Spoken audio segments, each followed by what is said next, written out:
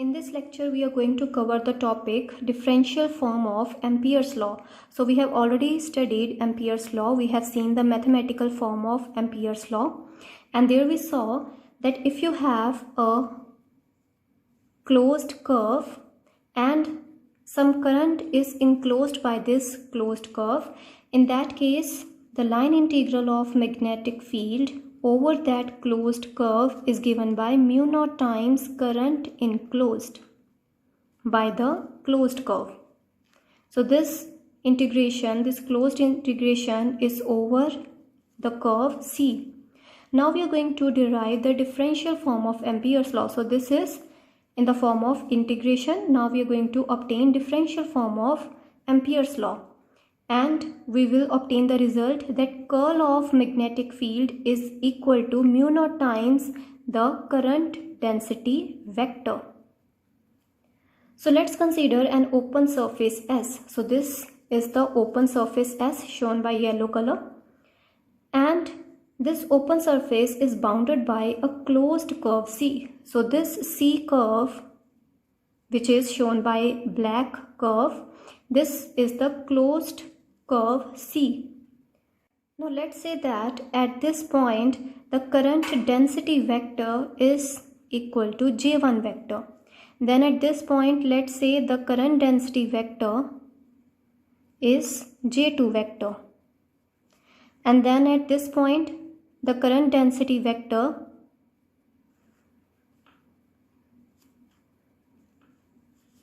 is J3 vector. So these vectors are crossing this open surface. So they are crossing this open surface. So let's say at this point the current density vector is J4 vector, and at this one the current density vector is J5 vector. So at every point inside this closed curve we have current density vector. So we can obtain the net amount of current which is enclosed by this closed curve. And we already know the formula to find out the current if we are given with the current density. So current is given by surface integration of the density vector. So J vector dot product with ds vector. Now ds vector is the area element. So let's say at this point you take an area element ds vector. So you take a point, around this point you draw area element ds vector, and at this same point let's say the density, the electric current density is in this direction. So the total current which is enclosed by this closed curve will be given by J vector dot product with ds vector and its surface integration, and this surface integration is over this open surface S. So if you will do integration over this whole surface, then you will obtain the total current which is enclosed by this closed curve. So we already know the Ampere's law. The mathematical form, that is the line integral of magnetic field over a closed curve C is given by mu naught times the current enclosed. So let's write down the left hand side as it is. Now for this particular diagram, this current enclosed can be written as mu naught times J vector dot product with ds vector and its surface integration, and this integration is over the surface S. So this whole yellow surface, this is represented by capital S. So this will be the current enclosed by this closed curve C. Now on the left hand side, let's use Stokes theorem. So we will use Stokes theorem over here. Now what is Stokes theorem? So if you have A vector dot product with dl vector and the integration is over some closed curve. So let's say this is over C, and this can be written as open surface integration over the surface S, and inside you will have curl of vector A dot product with the area element vector. So this is the definition of Stokes theorem. So this C is the closed curve, any closed curve, and this S is the area. This is the surface which is formed by this closed curve. And this closed curve is represented by C and the area is represented by S. So this is the definition of Stokes theorem. So the same we are applying on the left hand side. So over here A vector will be replaced by B vector. So what will you obtain? You will get on the left hand side surface integration, open surface integration over S, because S is the surface which is formed by this closed curve. So that will be curl of vector B dot product with ds vector. So ds vector is any area element on this open surface. So the right hand side will remain as it is.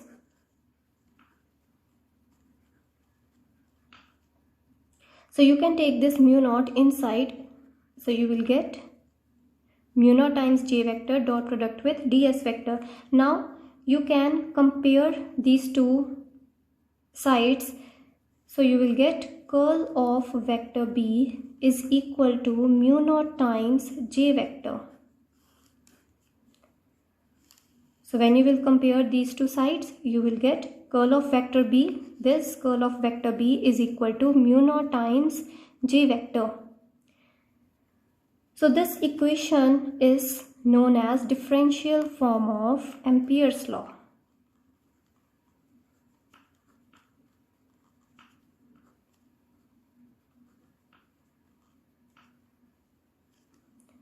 And it is a point equation. So this equation is a point equation. So what do we mean by this? That this equation, it gives us the relation between curl of the magnetic field at a point and the current density J vector at the same point. So as we know, the J vector, this current density, it is a microscopic quantity, whereas current is a macroscopic quantity. So this we have studied in the first chapter. So the current density vector is defined at a point in space. So this J vector is defined at a point in space, and curl of vector B is also defined at a single point. So this equation is a point equation, means it gives the relation between curl of the magnetic field at a point and the current density vector at that same point. And this equation also shows that magnetostatic field is not conservative. So this shows that magnetic field is not conservative. So as we have seen in the previous semester, that electric field is a conservative vector field. So there we saw that for this vector field, for this electrostatic field, the line integral of the electric field over a closed curve will come out to be equal to 0. And from there we derived that curl of vector E. So when you will apply Stokes theorem over here, this same equation, so you will get curl of vector E is equal to 0. So this means that the field is conservative, the electrostatic field is conservative. So it does not depend upon the path. Whereas over here you can see that curl of magnetic field is mu naught times j vector. So this is not equal to 0. So this means that the magnetic field, the magnetostatic field is not conservative.